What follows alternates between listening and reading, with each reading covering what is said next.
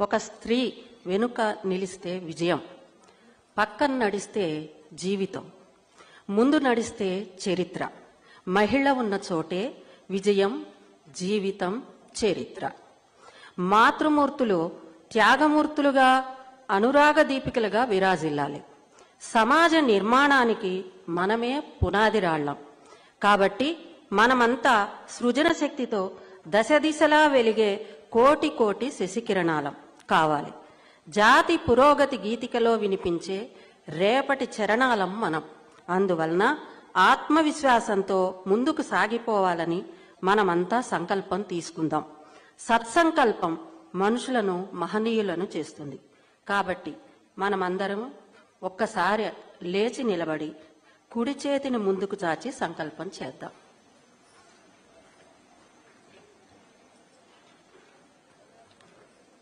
నేను చెప్తానండి, మీరందరూ అనుసరించండి. నేను సృష్టికర్తను. నేను నా పట్ల, భారతీయ సంస్కృతి పట్ల గౌరవభావాన్ని కలిగి ఉంటాను. నేను వంశ పరంపరను నేర్పిస్తాను. పరిమితమైన ఖర్చులతో ఇంటిని నడిపిస్తాను. పర్యావరణ హితమైన జీవన శైలిని అవలంబిస్తాను.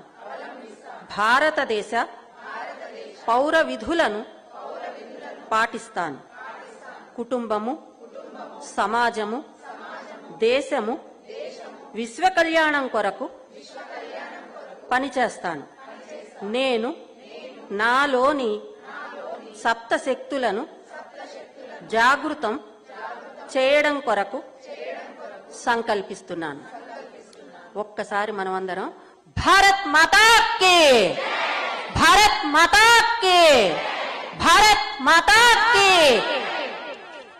జై హింద్.